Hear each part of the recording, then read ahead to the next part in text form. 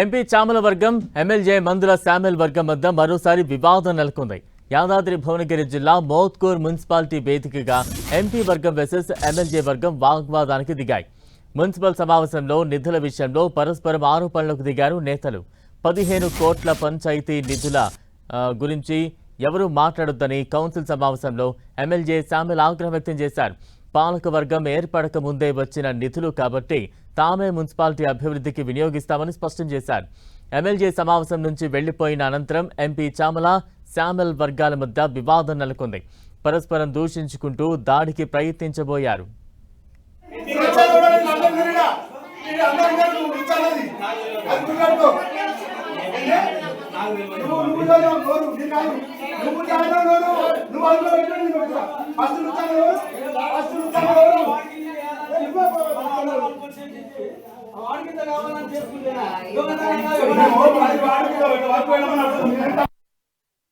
ఆ తమ్ములు కూడా పేదవాళ్లే, అది కొంచెం టెక్నికల్ ప్రాబ్లం ఉండి ఆగిపోతా ఉంది. తప్పకుండా నేను గౌరవ మన ఇన్ఛార్జ్ మినిస్టర్ మరి సోషల్ మినిస్టర్ ఆయనే ఎవరో మన అడ్డూరు లక్ష్మణ్ గారు వారితో మాట్లాడి వారు తొందరగా అది రిలీజ్ అయితే ప్రయత్నం చేస్తానని కూడా ఈ సందర్భంగా చేస్తా ఉన్నా.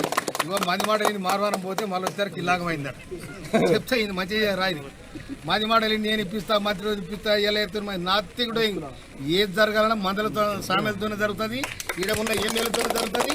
ఎవరు కింద మీద పడి బొర్రలైనా కూడా జరగదు.